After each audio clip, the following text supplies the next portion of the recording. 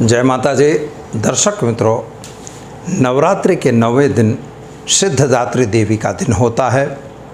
आज हम आपको उनके रहस्यों को बताएंगे, साथ ही में माता की आराधना कैसे करना और पूरे वर्ष आपको अब नवरात्रि पूर्ण हो रही है, शक्ति को अर्जन कैसे करेंगे और किस प्रकार से आपको अगली नवरात्र तक किस तरह से माँ आपके साथ रहे और आपके सारी मनोरथों को पूर्ण करती रहे, इस बारे में भी मैं बताऊंगा।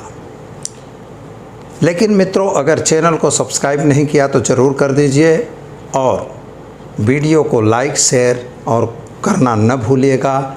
और अपनी कमेंट यानी आपकी जो इच्छाएं हैं, आपके जो प्रश्न हैं, आपके जो सवाल हैं, वे ज़रूर हमें कमेंट बॉक्स में भेजिए ताकि उनका हम प्रत्युत्तर भी दे सकें और साथ ही में आपको वीडियो के माध्यम द्वारा आपके प्रश्नों का उत्तर भी हम दे सकते हैं। वीडियो ज़रूर देखते रहिएगा। तो चलिए हम शुरू करते हैं सिद्धदात्री देवी के लिए। तो मित्रों, सर्वप्रथम माता का स्तुति करेंगे। खड्गं चक्रगदेषु चापि परिधाच्छूलं भुसुण्डी शिरं शंखं संदतति करैस्त्रनयना सर्वांगभूषावृतं नीलस्यां दुतिमासपाददस्कां सेवे महाकालिकां यामस्तौपितजो हरो कमलजो हन्तुं मधुकैटभम् अक्षस्त्रक्परशुं गदेषु कुलसं पद्मं धनुष्कुण्डिकां दण्डं शक्तिमसिं च चर्मजम्बुघण्टासुराभाजनं शूलं पाशु सुदर्शने च दस्तिं हस्ते प्रसन्नान्नां सेवे शौरिं मर्दिनीं महालक्ष्मी सरोजस्थितां घण्टाशूलहलानि शङ्खमुचले चक्रं धनुषायकं हस्ताब्जयदधिं धनाञ्च शीतां सुतुल्यप्रभां गौरी देहस्मुद्भवां जगताम् आधारभूता महा पूर्वा मंत्र सरस्वतीं मनभजे शुम्भादि दैत्यार्दिनीं। तीनों तीन देवियों की जो परिकल्पना है, उनमें जो अंतिम देवी है सिद्धदात्री। जब मूलाधार चक्र से प्रारंभ करके शैलपुत्री से लेकर और महागौरी, कालरात्रि, महागौरी और इसके बाद सिद्धदात्री आती है। जब मूलाधार चक्र से सिद्धि की परिकल्पना शुरू होती है, कुंडलिनी जागृति की परिस्थिति आती है और जब सहस्त्राधार चक्र खुलता है तभी सिद्धदात्री देवी का प्रादुर्भाव होता है। सहस्त्राधार चक्र में हमारे सिद्धगण माता सिद्धदात्री को देखते हैं। मित्रों, अणिमा, महिमा, गरिमा, लघिमा, ये सब जो अष्ट सिद्धियां बताई गई हैं, तो इन अष्ट सिद्धियों के दरमियान ये क्या है?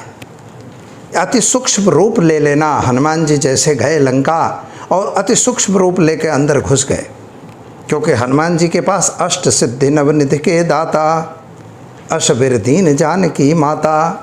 जानकी माता ने उन्हें अष्ट सिद्धि की प्राप्ति दी थी। वही सिद्धदात्री माता जो है अष्ट सिद्धियों की माता है। नवनिधियाँ वहाँ आपको प्राप्त होंगी, तो अष्ट सिद्धि में अति लघु रूप ले लेना चाहिए। फिर कहीं ज़रूरत पड़ी तो विस्तार कर दीजिए। जैसे लंकनी राक्षसी जब मिली तो अति सूक्ष्म रूप लिया, फिर बड़ा रूप लेकर और उसको मार दिया। लंका का दहन करना हुआ तो बड़ा रूप ले लिया। ऐसे भगवान की बात करें, माता की बात करें, स्तुति करें, देवियों की चर्चा करें, तो देवियां भी अपने छोटे छोटे रूप से भी आपके पास रहती हैं। कभी कभी लोगों का यह सवाल होता है कि ये सब देवी देवताओं की बातों को मानना, किसी मंदिर में जाना, किसी को प्रणाम करना, कहीं अपना मत्था टेकना, यह सब ठीक नहीं है। यह तो एक प्रकार की अंधश्रद्धा है। हमने ऐसा सुना है, हमें भी सुनने को मिलता है। लेकिन मित्रों, वो अंधश्रद्धा नहीं है, यह आपकी अंधश्रद्धा आप खुद हो।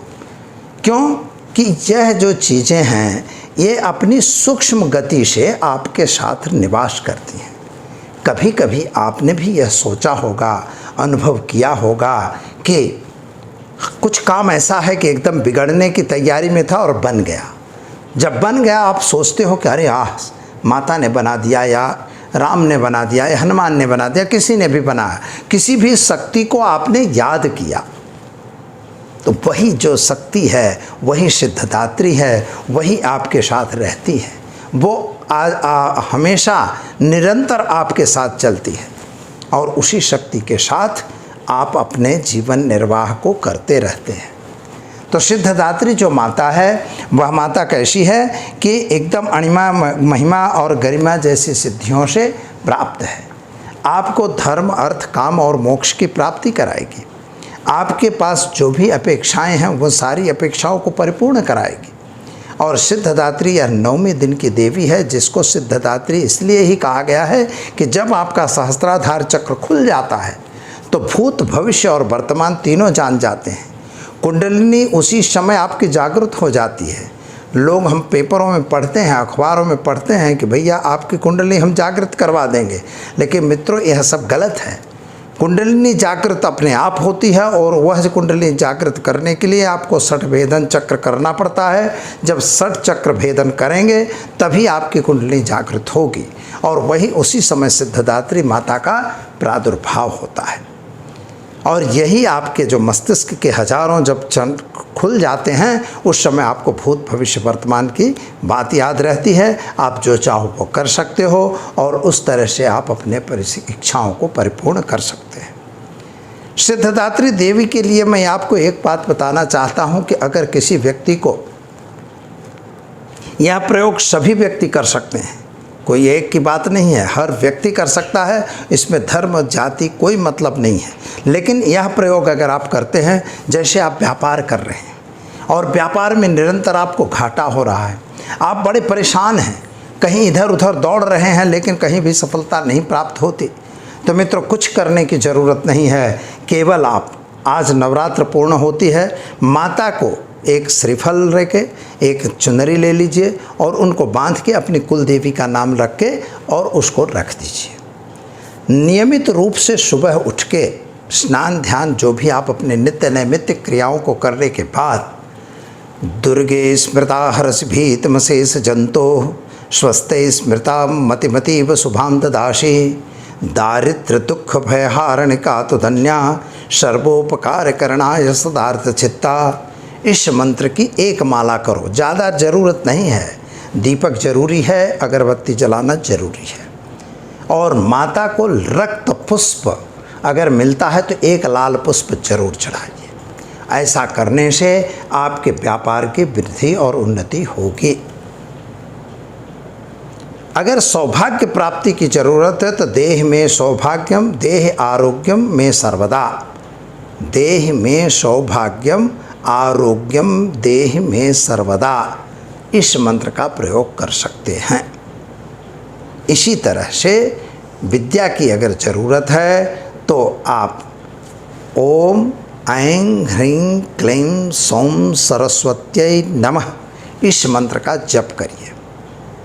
अगर किसी कार्यों में विघ्न आ रही हैं तो सर्वा बाधा प्रशमनम त्रैलोकस्य अखिलेश्वरी एवमेव त्वया कार्य अस्मद् वैर विनाशनम, इस मंत्र का भी प्रयोग आप इसी तरह से, क्रिया एक ही है मित्रों, लेकिन जो इच्छा है उस इच्छा के लिए आपको यह प्रयोग कम से कम 31 दिन करना चाहिए। अगर निरंतर कर रहे हैं तो निरंतर भी कर सकते हैं, लेकिन कोई बहुत अमहेच्छा है तब।